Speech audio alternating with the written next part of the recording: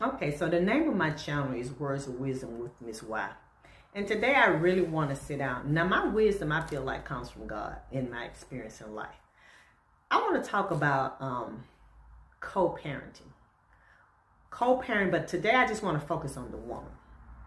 When you've divorced or you've separated or you're no longer with the baby father or you was never with the baby father, but the baby father or the ex-husband, whomever, he's a good parent. Not by your standards, because you might not like everything he do or the way he does it, but he's taking care of the child.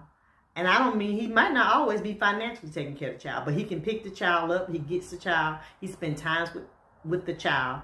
He's not putting the child in harm's way. He's feeding the child. He got a new girlfriend, he got a new boo. You don't like her. So you find ways for the child not to go over there, because you might be still hurt. Guess what? You ain't hurting her.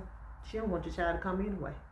What she's doing is over there enjoying your boo, your ex or whatever, on the phone with her girlfriend, talking about how she don't want to see your kids anyway. You hurt, but you over there scrambling, trying to figure out how to get a babysitter, how to do this, while they over there living life la vida loca. Now, I'm not saying the man is not hurt behind you not allowing him to see his kids, but he's learning how to cope.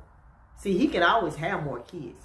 And a lot of times that's what happened. They go over there and they have kids with this new woman. Now you're mad because they're treating that child a certain type of way, and you feel like they're not treating your child right, but you don't withhold your child. Now he mad, So stop withholding the child. Let them get those kids. I promise you. Every other weekend, every opportunity that man wants those kids, let him get those kids. Enjoy your life. You deserve to have a life just like he has a life. But a lot of times women are too bitter. You're too hurt. You're too busy dogging the man out.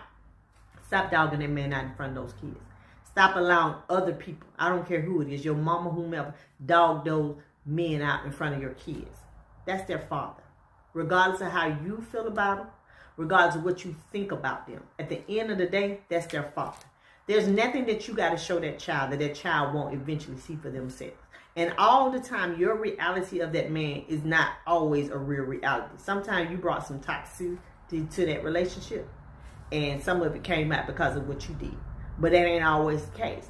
It doesn't matter if you were the perfect woman and you didn't do anything wrong and he cheated on you and he whatever, however, or you cheated. It doesn't matter. At the end of the day, learn how to co-parent.